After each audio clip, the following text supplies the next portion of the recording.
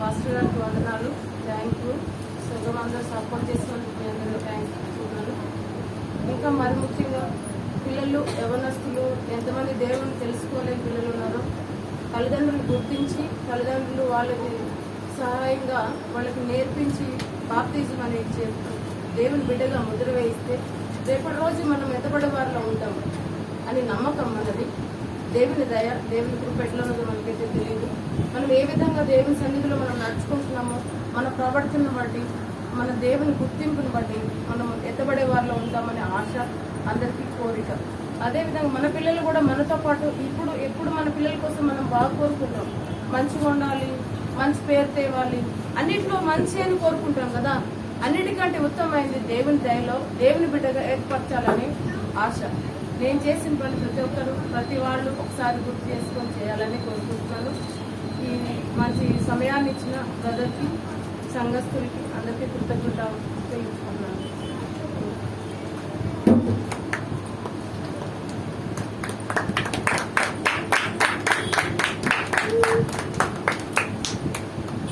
Praise the Lord. హల్లెలూయా, హల్లెలూయా. బిడ్డలారా, పరిశుద్ధ గ్రంథం నుంచి లూకా సువార్త, లూకా రాసినటువంటి సువార్త 24వ అధ్యాయము, gospel of Luke 24th chapter, 24వ అధ్యాయము 13వ వచనం నుండి 13వ వచనం నుండి కొన్ని వచనాలని ధ్యానించుదాం.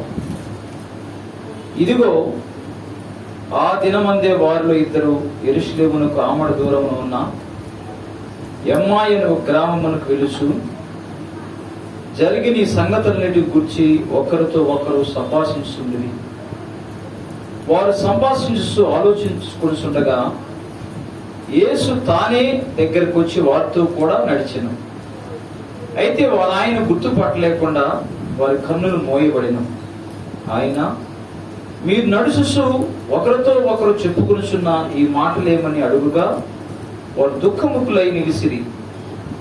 వారిలో క్లయోపా అనువాడు యెరూషలేములో బస చేయుచుండి ఈ దినముల్లో అక్కడ జరిగిన సంగతులు నీవొక్కడమే ఎరుగువా అని ఆయన అడిగను. ఆయన, అవి ఏమని వారిని అడిగినప్పుడు వారు నజరేతుని యేసును గురించిన సంగతులే. ఆయన దేవుని మాటను ప్రజలందరి ఎదుటను క్రియలతోనూ వాక్యముతోనూ శక్తి గల ప్రవక్త అయ్యుండెను. మన ప్రధాన యాజకులు, అధికారులు ఆయనను ఎలాగ మరణ శిక్ష అప్పగించి సిలువ వేయించితురో నీకు తెలియదా? ఇశ్రాయేలును విమోచించబోవాడు ఈయనే అని మేము నిరీక్షించుంటిమి. ఇది కాక ఈ సంగతులు జరిగి నేటికి 3 దినములైను. అయితే మాలో కొందరు స్త్రీలు తెల్లవారగైన సమాధి వద్దకు వెళ్ళి ఆయన దేహమును కానక వచ్చి కొందరు దేవదూతలు తమ కనబడి ఆయన బ్రతికి ఉన్నారని చెప్పినని మాతో చెప్పి మాకు విస్మయము కలుగు చేసిరి. మాతో కూడా ఉన్నవారిలో కొందరు సమాధి వద్దకు వెళ్ళి ఆ స్త్రీలు చెప్పినట్లు కనుగొనిరి, కానీ ఆయనను చూడలేదు ఆయనతో చెప్పిరి. అందుకు ఆయన, అవేకులారా, ప్రవక్తలు చెప్పిన అన్నిటినీ నమ్మిన మందమతులారా, క్రీస్తు ఇలాగు శ్రమపడి తన మహిమలో ప్రవేశించిన అగత్యము కాదా అని వారితో చెప్పి మోషేయు సమస్త ప్రవక్తలను మొదలుకొని లేఖనములో తను గురించిన ప్రవచనము భావమును వారికి తెలిపెను. ఇంతలో తాను వెలుచున్న గ్రామం దగ్గరకు వచ్చినప్పుడు ఆయన ఇంకా కొంత దూరం వెళ్ళినట్లు అగుపడగా వారు సాయంకాలం కావచ్చినది, ప్రొద్దుకుంకినది, మాతో కూడా ఉన్నామని చెప్పి ఆయన బలవంతం చేసిరు కనుక ఆయన వారితో కూడా ఉండుటకు లోపలికి వెళ్ళాను. ఆయన వారితో కూడా భోజనం కూర్చున్నప్పుడు ఒక రొట్టెను పట్టుకుని స్తోత్రం చేసి దాన్ని విరిచి వారికి పంచిపెట్టగా వారి కన్నులు తెరవబడి ఆయనను గుర్తుపట్టింది. అంతటా ఆయన వారికి అదృశ్యుడాయను. అప్పుడు వారు ఆయన త్రోవలో మాతో మాట్లాడుచు లేఖనం మనకు బోధించున్నప్పుడు మా హృదయములో మనలో మండుచుండలేదా అని ఒకరితో ఒకడు చెప్పుకునేది ప్రార్థన చేసుకున్నాం. పరిశుద్ధుల వెంట తండ్రి వందనాలు. ఈ చదవబడే మాటలు మీ మాటలు మాకందరికి ఆశ్చర్యకరంగా చేయమని నీకు స్తోత్రాలు చెల్లిస్తూ మా ప్రభువుని రక్షకుడైన యేసుక్రీస్తు పరిశుద్ధ నామమున స్తుతించి ప్రార్థించి వేడుకొంచున్నాం తండ్రి. ఆమేన్. బిడ్డలారా, రీసెంట్గా అంటే రాజశేఖర రెడ్డి చనిపోయినప్పుడు చాలా మంది టీవీ దగ్గర అతుక్కుపోయారు. అందరికీ తెలిసిన వ్యక్తి. రాష్ట్రం అప్పుడు ఉమ్మడి రాష్ట్రం, ఒకటే రాష్ట్రం ఉండేది కనుక ఆయన ముఖ్యమంత్రి ఉన్నాడు. రచ్చబండ కార్యక్రమం హెలికాప్టర్ వెళ్తున్నాడు. ఎంతమంది టీవీలో చూసారా విన్నారా మాటలు? అందరూ ఆయన యొక్క మరణ వార్తని చూస్తూ చూస్తూ చూస్తూ వాళ్ళు వెంటనే చచ్చిపోయిన చెప్పలే. స్లోగా నిన్న రాత్రి జరిగితే తెల్లవారంతా పెట్టారు. ఈరోజు సాయంకాలానికి ఆయన మరణ వార్త అందరూ టీవీ దగ్గర కూర్చొని వింటున్నారు. కొంతమంది గుండెకు చనిపోయారు, కొన్ని వందల మంది. అనేక మంచి కార్యక్రమాలు చేశారు అనే వ్యక్తి. కొందరైతే బ్రతికొస్తే బాగుండు, లేదంటే ఆయన చచ్చిపోలేదని వార్త వస్తే బాగుండని చెప్పేసి ఎదురు చూశారు. నేను కూడా ఆ రోజంతా తిరిగిదేనలేదు. టీవీ మీదే నాకు ఎందుకు బాగా ఇష్టం. ఆయన ఆ టీవీ మీద కూర్చున్న రాత్రి నుంచి ఏదైనా మంచి బతుకున్నాడు అని వార్త వస్తే బాగుండని ప్రపంచమంతా ఉన్న తెలుగు వాళ్ళందరూ కూడా ఆ వార్తను జీర్ణించలేకపోయారు. ఒకవేళ ఆయన చనిపోయాడు లేచి వచ్చాడు అనుకోండి, లేచి వస్తే ఈ టీవీ వాళ్ళు, ఊరు నాయన పత్రిక వాళ్ళు జనం లైవ్ టెలికాస్ట్ పెడతారు కదా. చనిపోయిన రాజశేఖర రెడ్డి గారు లేచి వచ్చాడని చెప్పేసి పెద్ద న్యూస్ అవుతుంది. అనేకులు దాని గురించి మాట్లాడుకుంటారు, అనేకులు దాని గురించి ఆలోచిస్తుంటారు. అంతకంటే శ్రేష్టమైనది యేసయ్య తిరిగి లేచిన వారు. యేసయ్య చనిపోయి సమాధి చేయబడి మూడో దినం లేచాడు.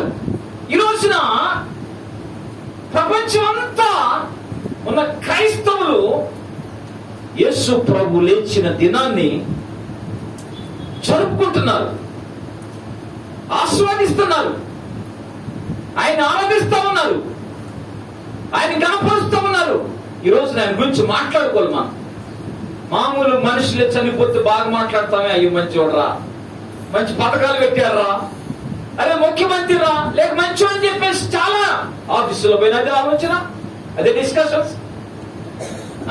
అలాగనే నడుస్తున్న అదే డిస్కషన్స్.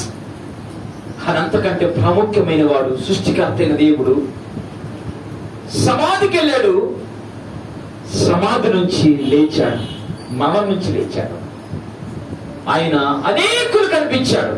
మనం చదివిన భాగం చూస్తే యేసు ప్రభువు పునరుత్థానము మనలో గొప్ప మార్పు తీసుకొచ్చిందండి. ఈ యొక్క వచనాలు రాయబడుతుంది. బిడ్డలారా, అమ్మాయి మార్గాన ఇద్దరు శిష్యులు నడుచుకుంటూ వెళ్తున్నారు. అప్పటికి యేసు ప్రభువు లేచాడు. మగ్దలేని మరియ సమాధి దగ్గరికి వెళ్ళింది. ఉదయాన్నే సమాధిలో యేసు లేడు. ఆయన చుట్టుపడిన వస్త్రాలు చుట్టి పక్కన పెట్టబడ్డాయి, ఫోల్డ్ చేసి పక్కన పెట్టాయి. ఆయన లేచాడు. ఎవరిని ఎత్తకపోతే చిందరవందరంగా పడేగా చుట్టి పక్కన పెట్టారు. మగ్దలేని మరి ఏడుస్తుంటే ఆయన ప్రత్యక్షమయ్యాడు, శిష్యులు ప్రత్యక్షమయ్యాడు, అనేకులు కనిపించాడు. కొన్ని దినాలకి అంటే 40 రోజులు ఆయన ఈ లోకంలో ఉన్నాడు. లేచిన తర్వాత రోజున అమ్మాయి మార్గాన్ని ఇద్దరు శిష్యులు వెళ్తున్నారు. ఇద్దరు శిష్యులు వెళ్తుంటే వారితో కూడా యేసు ప్రభు నడుస్తూ ఉన్నాడు. యేసు ప్రభు నడుస్తూ ఉన్నాడు, వారితో మాట్లాడుతున్నాడు. వాళ్ళు అడుగుతున్నారు, ఆయన అడిగాడు, దేని గురించి మీరు ఆలోచిస్తున్నారంటే, అరే ఈ గొప్ప వార్త నీకు తెలీదా? ప్రధాన యాజకులు అలాగనే అనేకులు యేసుని చంపారు. యేసుని చంపారు. ఆ మాట అంటున్నారు కదా బిడ్డలా, ప్రజలందరూ ప్రధాన యాజకులను చంపారు. అయితే ఆయన ముందుగానే మోషే ద్వారా ఇంకా అనేక ప్రవక్తల ద్వారా ఆయన ముందుగానే చెప్పినట్టుగా ఆయన లేచాడు. వాళ్ళతో మాట లేచాడు. ఆయన తన ముందుగా చెప్పినట్టుగా ఆయన లేచాడు. మాలో ఒక ఆమె సమాధి దగ్గరికి వెళ్ళింది, ఆయన కనబడ్డాడు. ఆయన అంటే వాళ్ళు ఒక మంచి మాట రాయబడింది, ఆకర్షించిన మాట ఏంటంటే 19వ వచనంలో అవి ఏమని వారిని అడిగినప్పుడు వారు నజరేయుని యేసును గురించిన సంగతులే. ఆయన దేవుని ఎదుటను ప్రజలందరి ఎదుటను క్రియతోనూ వాక్యముతోనూ శక్తి గల ప్రవక్త అయి ఉండెను. మన ప్రధాన యాజకులు అధికారులు ఆయనను ఎలాగూ మరణశిక్ష అప్పగించి సిలువ వేయించు నీకు తెలియదా? నెక్స్ట్, ఇశ్రాయేలు విమోచించబోయేవాడు ఈయనని మేము నిరీక్షించి ఉంటిమి. ఇది కాక ఈ సంగతులు జరిగిన నేటికి 3 దినములు. బిడ్డలు గమనించండి. అలాగే 27వ వచనంలో మోషేయు సమస్త ప్రవక్తలను మొదట కొన్ని లేఖనములు తన గురించిన వచనములు భావం వారికి తెలిపెను. There are discussions. బిడ్డలు గమనించండి. Resurrection change the lives. జీవితాలను మార్చిందండి, బ్రతుకులు మార్చింది. వారి జీవితాల్లో, మానవ జీవితాలు యేసు పునరుత్థానము మానవులకి జీవాన్ని ఇచ్చింది, నిరీక్షణ ఇచ్చింది. ఏ నిరీక్షణ అంటే మేము చనిపోయినా బ్రతుకుతాం నిరీక్షణ ఇచ్చింది. అంతకుముందు లేదండి. యేసు చనిపోయి తిరిగి లేపడకపోతే, యేసు సమాధిలో ఉంటే మా నిరీక్షణ వ్యర్థమైపోయేది. ప్రియ సంగమా, గమనించు, యేసు పునరుత్థానము నీ జీవితానికి గొప్ప నిరీక్షణ ఇస్తా ఉంది. ఆ నిరీక్షణే మనమును పునరుత్థానం అవుతామని. హల్లెలూయా. నీవు లేపడతావు, అందరు లేపడతారులే. ప్రభు నమ్మిన వారు లేపడతారు, నమ్మని వారు లేపడతారు. బైబిల్లో 2 పునరుత్థానాలు ఉన్నాయి. మన పునరుత్థానము, జీవ పునరుత్థానం అని. మన పునరుత్థానం అనగా నిరంతరం నరకం కోసం లేపడతారు కొంతమంది. జీవ పునరుత్థానం అనగా ఎల్లప్పుడూ యేసుతో ఉండటానికి లేపడతారు. ఖచ్చితం అండి. దేవుడు నమ్మినటువంటి బిడ్డలకి, ఆయన విశ్వాసం వచ్చిన వారికి నిరీక్షణ ఉన్నది. ఆయన వచ్చినప్పుడు ఆయనలాగా మారిపోతాం, ఆయనతో ఉంటాం. ఆయన లేచాడు, మరణాన్ని జయించాడు. మనం ఆయన మీద ఏమాత్రం ప్రయోజనం చేయలే. ఆయన నమ్ముకున్న బిడ్డలంగా మన జీవితాల్లో నిరీక్షణ కలిగిస్తుంది. His resurrection brings the hope. నిరీక్షణ తీసుకొచ్చిందండి. ఎంతమంది మీరు యేసుతో లేపడతారని నిరీక్షణ కలిగి ఉన్నారు? చేస్తారు. ఎంతమంది యేసుతోటి ఉంటా నిరీక్షణ కలిగి ఉన్నారు? కొంతమంది ఏమో అసలు ఎత్తలే, కొంత సగం ఎత్తుతున్నారు, అంటే ఏమున్నాయా అన్నట్టుకున్నారు. హల్లెలూయా. ఎస్, నిరీక్షణ కలిగి బ్రతుకుతున్నాం మనం. ఈ లోకం శాశ్వతం కాదు, నాశనం అయిపోతుంది. సైంటిస్టులు చెప్తున్నారు. నేను టీవీ న్యూస్ చూస్తున్నాను. ఇదివరకు 2012లో నాశనం అవుతుంది అన్నారు. 2012 కూడా సినిమా తీశారు కొంతమంది. తర్వాత ఇప్పుడు 2028 చెప్తున్నారు. ఇంకా చెప్తున్నారు భూమి మీదకి 2 గ్రహాలు వస్తున్నాయి, గ్రహ శకలాలు. అది భూమి కంటే పెద్దగా ఉన్నాయి, అది మార్గంలో ఉన్నాయి. 2028లో ఒకటి భూమిని ఢీకొండబోతుంది. అది తప్పించుకుంటే 2068లో ఇంకొకటి పేట్ల ఢీ కొట్టబోతుంది, భూమిని తునాతునకలు చేస్తుంది. అది వచ్చినా రాకపోయినా, ఢీ కొట్టినా ఢీ కొట్టకపోయినా ఒకటి సత్యం, భూమి నాశనం అవుతుంది, భూమి బద్దలైపోతుంది. మరి దేవుడు నమ్మిన బిడ్డలంగా ఆయన వస్తాడు. ఈ లోపలే ఇది నాశనం కాకముందే, ఉగ్రత రాకముందే ఆయన తీసుకెళ్తాడు. ఎందుకంటే ఆయన సజీవుడే వెళ్ళాడు కదా, సజీవుడే వెళ్ళాడు కదా. విన్నాను ఇక్కడ ఆయన లేచాడు, మా యొక్క స్త్రీలు కనబడ్డాడు. మీ నిరీక్షణ ఉంది, అవకాశం ఉంది, ఆయన వస్తాడని. యేసు ప్రభు నమ్మిన నీవు నిరీక్షణ ఉంటే ఆయన కోసం బ్రతుకు. నీ బ్రతుకుని ఆయన కొరకుని సిద్ధం చేసుకోవాలి. ప్రియ సంగమా, యేసు యొక్క పునరుత్థానము దేవుని బిడ్డలకు నిరీక్షణ ఇచ్చింది. Second one is resurrection change our Bible study. Change our Bible study మన యొక్క బైబిల్ ధ్యానాన్ని మార్చివేసిందండి. ఎలా అంటే యేసు ప్రభువుతో మాట్లాడుతున్నాడు, అయ్యా ప్రవక్తలు చెప్పారు, మోషే చెప్పాడు. అలాగనే అనేకులు ఆయన కోసం, ఆయన క్రియలో అనేకులు డిస్కషన్ బైబిల్ స్టడీ చేస్తున్నారు, బైబిల్ స్టడీ చేస్తున్నారు కదా. ఆల్మోస్ట్ ఉదయకాలం బయలుదేరిన వారు సాయంత్రం 6 గంటల దాకా నడుచుకుంటూ పోయారండి.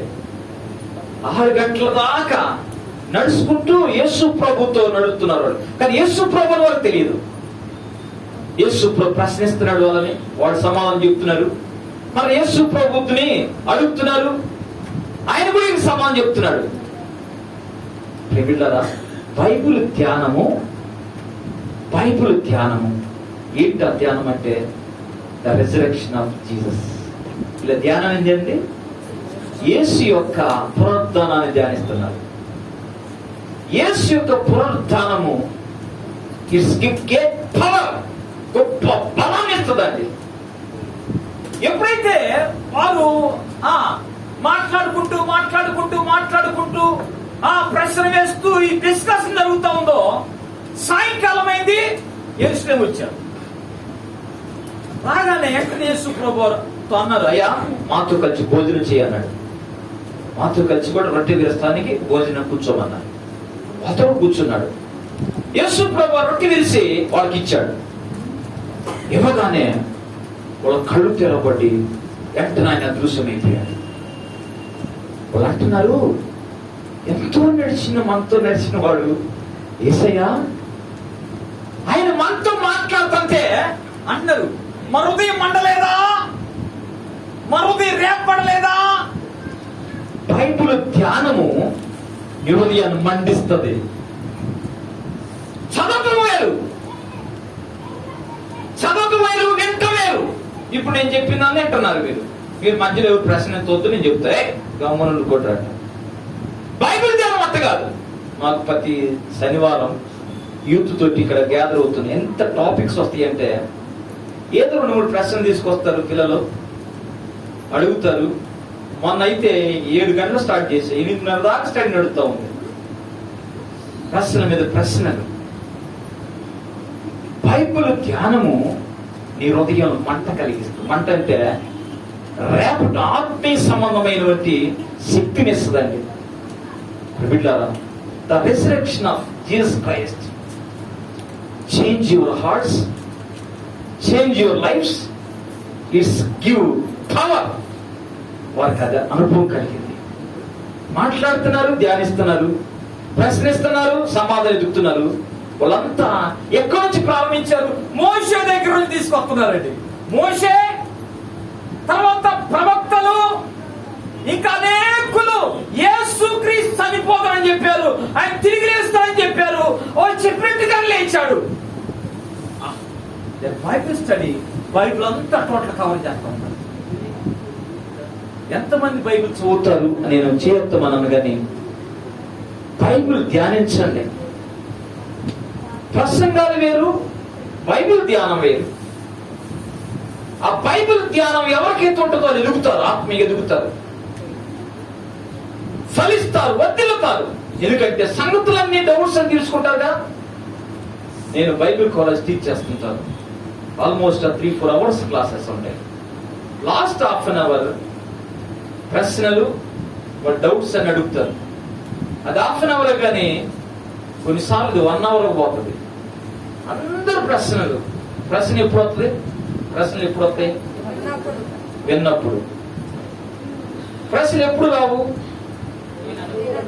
విన్నప్పుడు రావు, అంత అర్థమైనప్పుడు రావు. నీ ప్రశ్నలు రావట్లేదంటే 2 నువ్వు బాగా విన్నావు లేదా బాగా వినలే, అసలేం లేదని అర్థం. బైబిల్ ధ్యానం అండి. నిజంగా వాళ్ళు ధ్యానిస్తున్నారు. వాళ్ళ జీవితాల్లో మార్పు తీసుకొచ్చింది, నిరీక్షణ తీసుకొచ్చింది. వాళ్ళ జీవితాలకి దేవుని బిడ్డలకు నిరీక్షణ ఇచ్చింది. ఆయన వస్తాడు, మనం తీసుకెళ్తాడు. ఆయన వస్తాడు, మనతో ఉంటాం. దానికోసం మనం ఈ లోకం యాత్రికులాగా బతుకుతున్నాం. బిడ్డలారా, మీరు బంజారా హిల్స్ కొన్ని ఏరియాకు పోతే ఎంత బాగుంటే ఇల్లు. నేను రోజున పేపర్లో చూశాను. డీమార్ట్ ఉంది కదా, డీమార్ట్ ఎంతమంది తెలుసు? డీమార్ట్ ఎంతమంది రేషన్ తెచ్చుకుంటారు? డీమార్ట్ ఎప్పుడన్నా వెళ్ళారు? డీమార్ట్కి వెళ్ళిన చేతండి, ఎప్పుడన్నా వెళ్ళిన ఒకసారి. Very good. డీమార్ట్కి వెళ్ళారు. ఆ డీమార్ట్ అధిపతి బాంబేలో నిన్నటి రోజున 1,030 కోట్లతో ఒక ఇల్లు కొన్నాడు. అంటే 1,030 కోట్లతో ఒక ఇల్లు కొన్నాడు. బాంబేలో కాస్ట్లీ ఏరియా అంటది. పెద్ద ఇల్లు కొన్నాడు. దాని గురించి పేపర్స్ వాళ్ళు రాశారు, టీవీ వాళ్ళు చెప్పుకుంటున్నారు. వాళ్ళ బంధువులు అయితే ఇంకా బాగా ఏం వెళ్ళరా చెప్పుకుంటారు కదా. ఎన్ని రోజులు ఉంటాడు ఆ ఇంట్లో? ఎన్ని రోజులు ఉంటాడు? ఒకసారి నేను ఒక మార్బుల్స్ బిజినెస్, నేను నీలకాంత్ గారు వెళ్ళాను బంజారా హిల్స్. ఎంత బాగున్నట్టు ఇల్లు, అసలు నేను ఎప్పుడు అంత మంచి ఇల్లు, సూపర్ ఇల్లు చూడలేదు. సోఫాలు ఉన్నాయి, లైట్లు ఉన్నాయి, బండలు ఉన్నాయి, టైల్స్ ఉన్నాయి, అరేంజ్మెంట్స్ ఉన్నాయి. నాకు అనిపించింది కాసేపు కింద కొనుక్కుంటే బాగుంది అనిపించింది. కింద నేల మీద కొనుక్కున్న పర్వాలేదు, కింద నేల మీద కొనుక్కున్న పర్వాలేదు అనిపించింది. నేను అడిగా, సార్ ఇల్లు కట్టడానికి సుమారు 500 యార్డ్స్లో కట్టాడు. పార్కింగ్ ఒక 150 యార్డ్స్. ఎంత ఖర్చు అయింది సార్ అంటే, ప్రభు నమ్ముకున్న వాళ్ళు సార్ 18 కోట్లు అయింది సార్. 18 కోట్లు తిరిగిపోయినాడు. ఎంతకాలం ఉంటావు సార్ అన్నా. మళ్ళీ ఎంతకాలం ఉంటావు సార్? చచ్చినంత కాలం ఉంటా. ఎంతకాలం చస్తారు సార్ అన్న. ఎప్పుడు చస్తారు సార్ అన్న. ఎప్పుడు చస్తారు సార్ అంటే, దేవుడు తీసుకెళ్ళినప్పుడు. ఎప్పుడు వరకు బ్రతుకుంటారు? మేబీ 60-70 అన్నాడు. అప్పటికైనా కాదు 50 సంవత్సరాలు. ఎంత కాలం ఉన్నా ఇడిచి పెట్టాల్సిందేగా. లేదు, గుమ్మం పట్టుకుని కట్టి ఎక్కడ ఉంటాను, నా ఇల్లు అమౌంట్ 18 కోట్లు పెట్టి కట్టానయ్యా, నా శవాన్ని పెట్టండి ఎవరింట్లో అంటే ఎవరు ఉంటారా? శవం చచ్చిపోగానే బయట పడేస్తారండి. ఎందుకు ఇంట్లో ఉంటేనంట శాపం అంట. అయితే ఒక 2 రోజులు పెట్టుకొని ఇంటి ముందు ఉంటే అందరూ వస్తారు, పెట్టుకుంటారు. ఏమమ్మా ఇప్పుడు చెప్తారమ్మా, అన్నం ఏమి వండుకోరు గల్లీ అంతా. త్వరగా తీయండి. 3 రోజులు 4 రోజులు 5 రోజులు 10 రోజులు పెట్టారనుకోండి, ఎవడు ఉండడు. ఊరా గల్లీ అంత వచ్చి నువ్వు తీసుకుపోయి తీసుకోకపోయిన వాడే తీసుకుంటావు. అంతే. నువ్వు ఇంట్లో పెట్టుకున్నా బయట పెట్టుకున్నా ఉండేగా. బిడ్డలారా, ఈ లోకం అనేది ఒక యాత్ర. యాత్రగా నువ్వు భావిస్తే ఈ లోకం మీద మోజు ఉండదు, ఈ లోకం మీద ఆరాధన ఉండదు, నిరీక్షణ కలిగి ఉంటాం. క్రైస్తవులకు మాత్రమే, మన యేసు ప్రభు నమ్మిన వారికి మాత్రమే ఇవ్వబడినది ఈ నిరీక్షణ. ఈ నిరీక్షణ ఇవ్వబడింది. ఆయన వచ్చిన పైనతో ఉంటాం. యేసు ప్రభు తాను నిరీక్షణ కలిగించింది. అంత మాత్రం కాకుండా మానవ జీవితాలకి, దేవుని నమ్మిన బిడ్డలకి మంటను కలిగించింది. మంటనగా రేపటం. లేఖనాలు నువ్వు ధ్యానిస్తే ధ్యానించారు, ప్రభుతో కలిసి ధ్యానించారు. లేఖనాలు, బైబిల్లో పాత నిబంధన కొత్త నిబంధన అంతా భయపడ్డవన్నిటినీ ధ్యానిస్తున్నారు. ఎంతమంది యేసు పునరుద్ధానాన్ని అనుభవించాలని కోరుకున్నట్లయితే వారు యేసు ప్రభు గురించి ఎక్కువ వినండి. ఎక్కువ వినండి, అది నీ జీవితంలో మార్పు తీసుకొస్తుంది. 3వ పాయింట్, ఈ చదివిన భాగంలో కళ్ళు తెరవబడి. ఏం తెరవబడి? కళ్ళు తెరవబడి. Open there ice. కళ్ళు తెరవబడి. ఈ కళ్ళు కాదు. ఈ కళ్ళు ఎప్పుడైనా ఒక ఆయన పాట రాశాడు, కళ్ళు తెరిస్తే వెలుగురా, కళ్ళు మూస్తే సమాధిరా అన్నాడు. కళ్ళు మూసారనుకోండి బలవంతమైన తిరుగుతుంది, బతికిలో చచ్చిందని.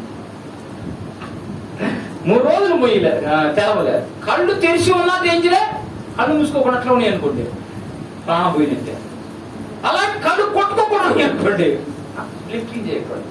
కానీ ఇక్కడ ఆ కళ్ళు కాదు, ఈ కళ్ళు కాదు, ఆత్మీయ నేత్రాలు. ఎప్పుడైతే నీ ఆత్మీయ నేత్రాలు యేసు ప్రభువారు రొట్టె విరిసి వాళ్ళకి ఇచ్చాడో, బైబిల్లో 2 సందర్భాలు ఉంటాయండి, చాలా బాగా అనిపిస్తాయి. ఒకటి, యేసు ప్రభువారు అప్పగించే ముందు రొట్టె విరిసి ఇస్కరియోతు యూదాకి ఇచ్చాడు.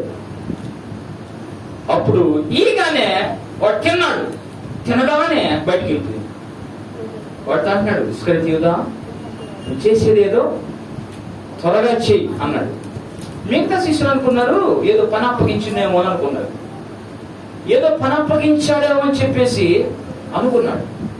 కానీ యేసును అప్పగిస్తారని తెలియదండి. వాడు రొట్టె తిన్నాడు, వీళ్ళు రొట్టె తిన్నారు. ఇస్కరియోతు యూదా రొట్టె తిని ఏం చేశాడు? హలో, వింటున్నారా అన్నమాట? ఇస్కరియోతు యూదా రొట్టె తిని ఏం చేశాడు? చెప్పరే రొట్టె తిని ఏం చేశాడు? యేసుని అప్పగించాడు. బయటికి పోయి యేసుని అప్పగించాడు. వీళ్ళు రొట్టె తిన్నారు. వీళ్ళకేం జరిగింది? కళ్ళు తెరవబడ్డాయి. ఒకరి కళ్ళు మోయబడ్డే, ఒకరి కళ్ళు తెరవబడ్డాయి. అంటే 2 విధాలకు పనిచేస్తాడు. నువ్వు సరిగ్గా చక్కగా లేవనుకో, ఇది నిన్ను కాల్చేత కళ్ళు మూసిపోయి ఇష్టలేదు. అది రొట్టెలో పాల్పొందినప్పుడు చాలా జాగ్రత్తగా ఉండాలి. ఒకరికేమో జీవితాన్ని నాశనం చేస్తే, కొందరికేమో ఆత్మీయ నేత్ర వెలిగించబడి ఈయన క్రీస్తే లేచిన యేసయ్యే, వాళ్ళకి అవగాహన వచ్చిందండి.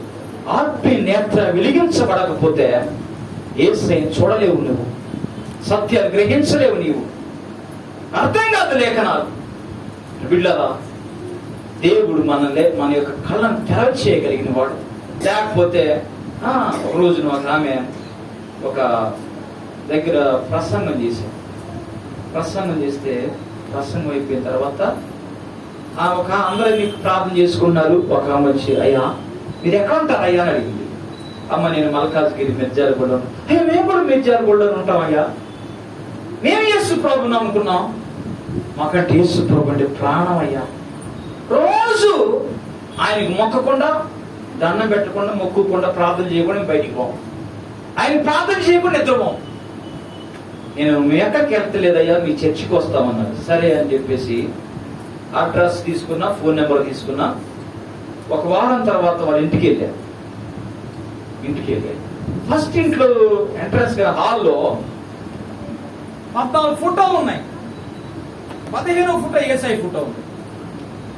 14 దేవుడి ఫోటోలు ఉన్నాయి, 15వ ఫోటో యేసయ్య ఫోటో ఉంది. 15 ఫోటో దగ్గర ఒక బనానా పెట్టారు. అలాగనే బనానా మీద 2 సాంబ్రాణి కడ్డీలు పెట్టారు. యేసయ్య ఫోటో దగ్గర కూడా 2 సాంబ్రాణి కడ్డీలు బనానా పెట్టారు. మళ్ళీ యేసు ప్రభుకి ఎక్స్ట్రాగా క్యాండిల్ వెలిగించారు. అయ్యా, ఆమె ఏం చెప్తుందంటే, అందరూ మొక్కుతుంది, యేసయ్యని కూడా మొక్కుతుంది. అందరూ ప్రార్థన చేస్తే యేసయ్య కూడా ప్రార్థన చేస్తుంది. ఆ పరలోక రాజ్యాన్ని పోతుందా? హలో, పోదా? అరే, యేసు వారు ప్రార్థన చేస్తుంది పొద్దున్న లేవగానే. అక్కడ పోయి చేసుకుంటున్నా. అలాగే యేసు ప్రభు దగ్గరికి వెళ్ళి ప్రార్థన చేస్తుంది. ఆదివారం రాగానే ప్రార్థన చేస్తాం. ఆదివారం అంతా యేసయ్య ప్రార్థన చేస్తాం. సోమవారం ఒక ఆయన ప్రార్థన చేస్తే, మంగళవారం ఒక ఆయన ప్రార్థన చేస్తే, బుధవారం ఒక ఆయన ప్రార్థన చేస్తే, ఈ విధంగా వారం సరిపోయారయ్యా. ఆదివారం రాగానే యేసయ్యకి ప్రార్థన చేస్తుంది. నమ్ముతుంది యేసు ప్రభు దేవుడు అని. నువ్వు నమ్ముతున్నావు యేసు ప్రభు దేవుడు. ఆమె నమ్మకాన్ని నీ నమ్మకానికి తేడా ఏంది చెప్పండి. ఆమె నమ్ముతుంది, నువ్వు నమ్ముతున్నావు. ఆమె శ్వాస నీ శ్వాసానికి తేడా ఏంది చెప్పాలి, మీరు చెప్పాలి. ఇంకా టైం ఉంది, మీకు బో పెట్టి పంపిస్తాం. అందుకనే ఆమె భక్తికి నీ భక్తికి ఆమె శ్వాస నీ శ్వాస తేడా అయింది. అందరితో పాటు అందరి దేవుళ్ళు దేవుడు అని ఆమె నమ్ముతుంది, నువ్వే నమ్ముతున్నావు. ఇక్కడే వచ్చిందండి క్రైస్తవులు అంటే మాకు పడదు. ఇక్కడ మాకు క్రైస్తవులు అంటే మాకు పడదు. మేమంటాం అందరి దేవుడు ఒకటంటే ఇలా తండ్రిలో యేసు ఒక్కడే దేవుడు అంటారు, అందుకే మా క్రైస్తవులు అంటే ఇష్టం ఉండదు. మేమైతే ప్రసాదం చేసి అందరూ పెడతాం, వాళ్ళు ప్రసాదం తెచ్చిన మాకు మేము తింటాం. మేము తింటాం ప్రసాదం అంటే మనం క్రిస్మస్ కేక్ ఇచ్చిన బ్రెడ్ ఇచ్చిన వాళ్ళు తింటారు, అది ప్రసాదం అనుకుని మంచిగా తింటారు. కానీ మేము పెడితే తినరండి వీళ్ళు. ఈ ఉద్దేశం తెలుసా, మేము అందరి దేవుడు ఒక దేవుడు ఏసాయ. ఏసే దేవుడు అని అంటలే, దేవుడు కాదని అంటలే. ఇదివరకు ఇప్పుడు అంటలే. యేసు కూడా దేవుడే, యేసు కూడా దేవుడే, అందరిలో ఒక దేవుడు అంటే బాగుండగా ఇవి అంటారు. యేసు ఒక్కడే దేవుడు అంటారు, అందుకు మాకు ఇష్టం ఉండదు. ప్రేమని బిడ్డలారా గమనించండి. నీ విశ్వాసము, నీ నిరీక్షణ ఉద్దేశమే తెలుసా, యేసు ఒక్కడే చనిపోయి తిరిగి లేచినవాడు. అందరూ చచ్చిపోయారు. ఒక ఆయన ఉన్నారు, పోతులు వీరబ్రహ్మం గారు, కాలజ్ఞానం రాశాడు. చాలా మంది ఆయన ఫాలోవర్స్ ఉన్నారు. మీరు మల్కాజ్గిరి రైల్వే స్టేషన్ పోతే ఆ స్టేషన్ కి దాటుతుంటే ఆ కార్నర్ లో ఆయన గుడి ఉంటారు. ఆయన కాలజ్ఞానం రాశాడు. చాలా మంది ఫాలోవర్స్ ఉన్నారు. ఆయన బతుకున్నప్పుడు చెప్పాడు, నేను సజీవ సమాధి అవుతా, బ్రతుకుండగా నేను సమాధిలోకి వెళ్ళిపోతా, మరలా పుడతానన్నాడు. పాప అందరూ చూస్తుండగా సమాధిలోకి పోయాడు. ఇంతోటికి రాలేదండి, ఇంతోటికి రాలేదు. పాపం వాళ్ళంతా తిరుగుతున్నారు. ఇంకొక ఆయన జుట్టంతా ఉంటుంది, ఆయన జుట్టంతా ఉంటుంది, అప్పటి పట్టిన అక్కడ ఉంటాడు. ఆయన బ్రతికుండగా చెప్పాడు, పలానా గ్రామంలో పుడతానని చెప్పి. నేను ఇక్కడ చచ్చిపోతా, పలానా గ్రామంలో పుడతాను అని చెప్పాడు. చచ్చిపోయి కొన్ని సంవత్సరాలైంది. ఆ గ్రామమే లేదండి, భూమి మీద ఎదుగుతున్నారు పాపం. దయ్యాల్లాగా దేశం అంతా తిరుగుతున్నారు. గ్రామం ఎక్కడ ఉంటుందా లేదు. చాలా మంచి వాళ్ళు ఉన్నారు, కానీ సమాధికి వెళ్ళి లేచినవాడు ఒకే ఒక్కడు, నజరేయుని యేసు. నజరేయుని యేసు ఆయన చనిపోయి తిరిగి లేచాడు. ఆయన ఒక్కడే లేచాడు. ఆయన విశ్వాసం వచ్చిన వాడు అందరూ బతికించబడతారు. 1 కొరింథీ రాసిన పత్రిక 15వ అధ్యాయం, కొరింథీ రాసిన వంటి మొదటి పత్రిక 15వ అధ్యాయం ఒక గొప్ప నిరీక్షని. 1 కొరింథీ రాసిన పత్రిక 15వ అధ్యాయము 20 వచనం. ఇప్పుడైతే నిద్రించిన వారు ప్రథమ ఫలముగా క్రీస్తు మృతుల నుండి లేపడి ఉన్నాడు. మనుషుని ద్వారా మరణం వచ్చును, మనుషుని ద్వారానే మృతుల పునరుద్ధానము కలిగెను.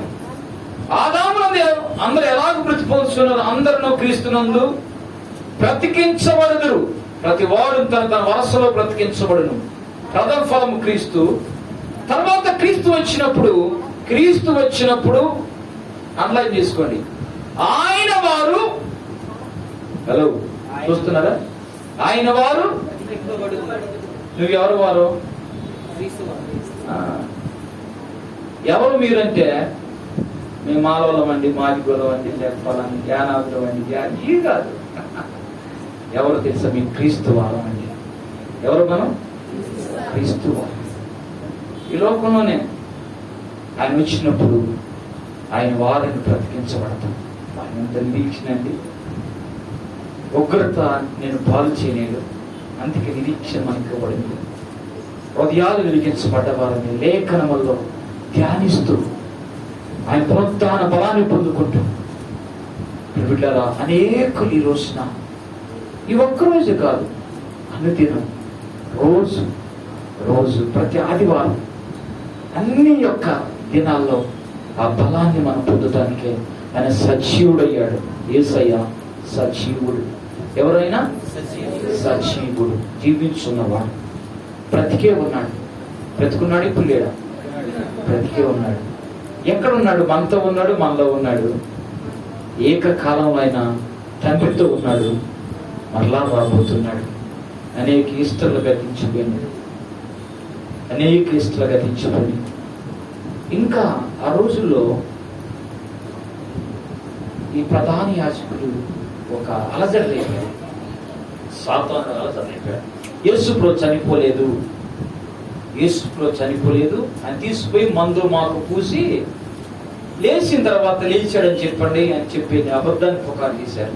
అనుమానం పుట్టించారు. అనుమానం సాతాను కలిగిస్తాడు.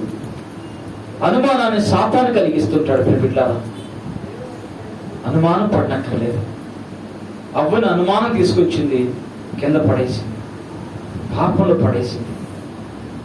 బిడ్డలారా, హృదయాలు కలవర పుట్టించడానికి యేసు ప్రభు తిరిగిలించడానికి కానీ హృదయ కలవర పడ్డాయి అంట.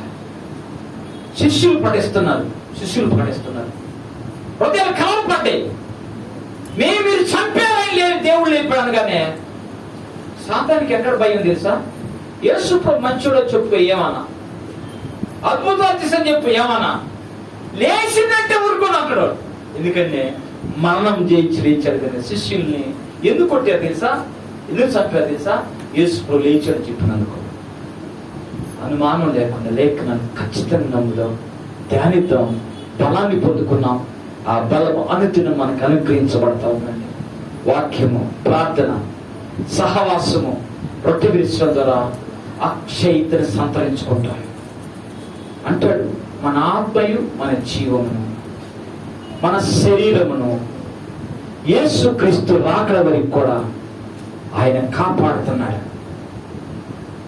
ఆయన వచ్చినప్పుడు అవి మనకిస్తాడు. ఈ శరీరం మార్పు చెందుతుంది. పూర్తిగా పాపను చిడిపించబడతాం. యేసయ్యలాగుంటాం, ఆయనతో ఉంటాం. యేసయ్య చనిపోయి లేచిన తర్వాత ఏ దేహం అయితే ఉన్నదో అదే దేహం నీకు నాకు ఇవ్వబడుతుంది. యేసు ప్రభు లేచిన తర్వాత కాళ్ళు ఉన్నాయా? కాళ్ళు చేతులు ఉన్నాయా? అంతేకాని లేచిన తర్వాత తోకుంటుంది ఆత్మ, కాళ్ళు ఏనకుంటే ఇది కాదు. యేసు ప్రభు లేచిన తర్వాత ఏ దేహం అయితే ఉందో అదే దేహం సేమ్ ఎట్లా ఉంటది, కానీ ఇది కాదు. సేమ్ ఎట్లా ఉంటది అది. ఈ దేహం అయితే ఎన్ని రోజులు ఉంటుంది? ఈ దేహం బాగా సొక్క పెట్టుకుంటాం అనుకోండి, మంచిగా డైట్ తీసుకొని 60, 70, 80, 100. మనం బర్త్డే చేసుకున్నాను, 112 సంవత్సరాలు బర్త్డే చేసుకున్నాను ఒక ఆమె. ఆయన చచ్చిపోతుంది కదా. ఈ దేహం ఎక్కువ కాలం ఉండదు, కానీ అక్షయమైన దేహాన్ని ఇవ్వబోతున్నాడు. యేసు ప్రభు అదే దేహంతోటి పరలోకానికి వెళ్ళాడు కదా. అది యువయుగా దీవించే దేహం. ఇది ఎక్కడ సంతరించుకోండి తెలుసా? దీనిలోనే మార్పు తీసుకొస్తుంది మనల్ని. ఎప్పుడైతే దేవుని దగ్గర అవటాన్ని బట్టి అది మన రూపాంతరం చెందుతుంది. రూపాన్ని ఒక రోజున ఆయన ప్రత్యక్షంగానే కళ్ళపాట్లో ఈ దేహము, ఈ బట్టలు పోతాయి. ఆత్మీయ వస్త్రాలు, లక్షణ వస్త్రాలు పడతాయి. ఆయనతో మేఘాల మీద వెళ్ళిపోతాం. ఎంతమంది విమానం ఎక్కారు? గాలి మోటార్. ఎంతమంది గాలి మోటార్ ఎక్కారు? ఒక్కళ్ళు ఎక్కారు. నేను కూడా ఎక్కాను గాలి మోటార్. 2 ఎక్కారు. మీకందరూ గాలి మోటార్ ఎక్కాలని ఉందా? ఎంతమందికి ఎక్కాలన్నా? Very good. ప్రార్థన చేసుకోండి. అయ్యా నేను కూడా గాలి మోటార్ అని తెలుసుగా. విమానం ఒక ప్రార్థన. అయ్యా నేను కూడా గాలి మోటార్. నాకు హైదరాబాద్ వచ్చింది కొత్తగా, మాట అర్థమయ్యేది కాదు. మాది ఆంధ్ర కనుక ఒక ప్రార్థన. అయ్యా నేను గాలి మోటార్ ఎక్కాలయ్యా. గాలి మోటార్ అయిందా? ఆ తర్వాత అడిగారు, ఏందన్నా గాలి మోటార్ అంటే ఏంటంటే, గాలి మోటార్ అంటే విమానం. మీకంతగా ప్రార్థన చేసుకొని దేవుడు ఇస్తాడు, ఆశ కూడా తీరుస్తుంటాడు. బిడ్డలారా, ఆ గాలి మోటార్ కంటే, జంట కంటే కన్నపాట్లో యేసుని ఎదుర్కొంటాం. ఆకాశ మేఘాల మీద మనం ఎత్తపడతాం. ఒక ఆయన పాట రాశారు, గాలి తేలినట్టుందే, గాలి తేలినట్టుందంట. ఎందుకు తేలినట్టుందంటే ఆయన ప్రేమలో పడ్డట. ప్రేమలో ప్రేమలో పడితే గాలి తేలినట్టుంది అని పాట రాసాడు. అదంతా అబద్ధమే. గాలి తేలినట్టు తేలి గుట్టేట్టు ఉంటుంది చివరికి. కానీ ఏ సైతం ఉంటే నువ్వు మేఘాల మీద వెళ్ళిపోతావు, ఆయనతో ఉంటావు, గొప్ప దీవెన పొందుకుంటావు. ప్రియమైన సహోదరి సహోదరులారా, యేసు పునరుత్థానం మనకు బలాన్ని ఇస్తుంది, విశ్వాసాన్ని ఇస్తుంది, నిరీక్షణ ఇస్తుంది, మన మనోత్రాలు తెలుస్తూ ఉంది. యేసుతో పైన గొప్ప జీవాన్ని ఇస్తా ఉంది. దేవుడు తన మాటలు దీవించను గాక. ఆమేన్. హల్లెలూయా, హల్లెలూయా.